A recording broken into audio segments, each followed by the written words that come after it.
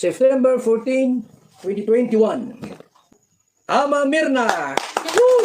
Congrats po kay Ama Mirna.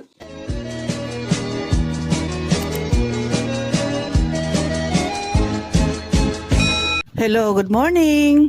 Narito muli tayo para tingnan at para subaybayan yung escapade o yung pamamasyal ng Kalingap Angels kasama si Kalingap Rab doon sa Palawan. Napakasaya nga nila mga Kalingap dahil halos lahat sila ay first time makapunta sa Palawan. Namamangha nga sila doon sa mga nakita nila doon dahil napakaganda ang lugar. Bukod doon ay napaka-accommodating ng mga tao doon sa Palawan. Biruin mo, hindi naman nila in-announce kung anong oras sila magbibiyahe. Hindi in-announce ni Kalingap Rab yan. Pero pagdating nila sa airport sa Palawan, napakaraming nag-aabang doon ng mga fans. Naku po, napakarami nga talaga at halos natagalan sila doon dahil sa pa-picture at sa pakikipagbanding ng mga supporters ng Kalingap sa kanila. Lalo na nung nakita nila si Beyonce at si Carla. Tuwan-tuwa sila dahil syempre mga inaabangan nila yan. Kahit gabing-gabi pa o madaling araw yon, anong oras ba sila nakarating sa airport, nandun talaga sila nag-aabang at napakamasayahin yung mga tao dun sa Palawan. Kaya tuwang-tuwa yung mga Kalingap, lalo na yung Kalingap Angels, sila Carla, sila Beyonce, na first time pang makasakay sa airplane at pagdating nila doon ay talagang tuwang-tuwa sila. Yan nga yung unang araw nila o yung kinabukasan nga pagkatapos ng pahinga nila, sila'y lumabas at sila'y kumain sa labas. Nag-ikot-ikot sila. Makita mo yung kasweetnessan ni Carla at ni Jomar. Ganon din si Edu at si Beyonce. Narito, panoorin po natin.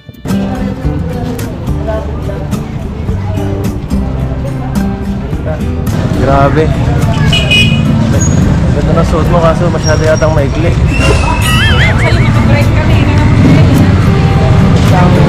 First day. Okay naman. Masaya dito. Ba't yata yan? Ano na? Ha? Kaya naman. Okay lang. Dapat. Iba't nga eh. Gutom ka na? Medyo. Ngayon ako nagpapalit siya ng pagkain. Baka... Ha? Dapat nagsabi ka. Dapat nag-chat ka. Gutom na ako. Grabe. Kamuhan na. Meron. Hindi ka na agad yata mag-swimming ha.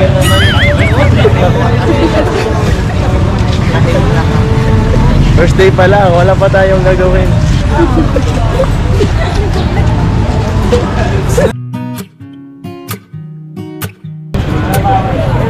Galing na mamaya.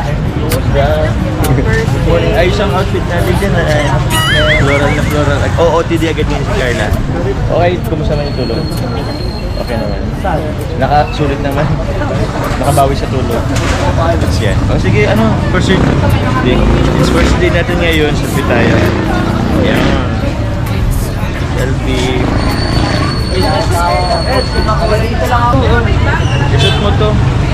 Kasi bagay yun sa'yo. Nice! Ay, parang pantropiko. Saktong-sakto sa sa OTD. Oh, nice. Grabe naman, oh. Sheesh. Ayos. Nice. Tara, kakanya tayo. Almusal. Tara. Anong pakiramdam? Nasa Palawan na kayo? Kaya po. Dati po, lang po namin, naririnig lang po namin. Makikita lang sa Facebook. Facebook, no? Kahit nga sa school, di ba tinuturo dito, Palawan? Ngayon, andito na tayo. Ako, first time ko rin naman. Lahat tayo first time dito. Masaya ka naman, Carla. Yan, mga kalinga po. Ang dalawa po, enjoy nila yung moment nila together. O, di ba? Talagang at is na nga yung dalawa nating Kalingap Angel na si Beyonce at saka si Carla dito sa mga partner nila na si Jomar at si Edu. Sa tagal ba naman nilang nagsasama, siyempre mapalagay na yung loob nila sa isa't isa. Kaya kahit binibiro-biro na sila, nagsasalita ng pabiro si Edu, nagsasalita rin ng pabiro si Jomar, ay okay lang ito doon sa dalawa, kay Biancy at kay Carla. Dahil malapit na nga sila sa isa't isa. Pero hindi na natin alam kung ano nga bang score na sa kanila. Malapit na yan. Abangan natin dahil talagang malapit na. Kung hindi malapit, nandyan na talaga. Baka ito na nga yung inaabangan natin na baka sila na nga, di ba? Ayan ay opinion ko lang naman. Hindi ko lang alam kung anong feeling ninyo o anong nararamdaman ninyo doon sa samahan ni Edu at ni Biancy. Ganon din yung samahan ni Jomar at ni Carla. Pero walang masama naman doon, di ba? Kung sila nga ay magkatuluyan, kung sila na nga ay okay na, nagkasundo na, walang masama doon. Dahil marami na nga naman ang boto sa kanila. Higit doon sa mga fans na boto sa kanila, yung mga magulang ay okay naman din. Botong-boto, lalo na yung nanay ni Carla, tatay ni Carla, botong-boto sila kay Jomar. Hindi maitatanggi yan dahil napapanood natin na yung mga komento nila ay okay lang. Ganon din yung sa nanay ni Biancy, yung tatay ni Biancy, basta sabi nila na iingatan lang daw ni Edu si Biancy, ay okay sa kanila, walang problema. Kahit sa edad nga ay magkalayo ang agwat, okay lang yon. Dahil yung nanay naman ni Biancy, malayo rin ang agwat niya dun sa tatay niya. Kaya dito sa pamamasyal nila sa Palawan, makita mo yung sweetness o yung kakulitan din nila. Bagamat napakarami nila na pumunta doon, pero ang bigyan lang natin ng pansin sa ngayon lang ay si Biancy at si Carla.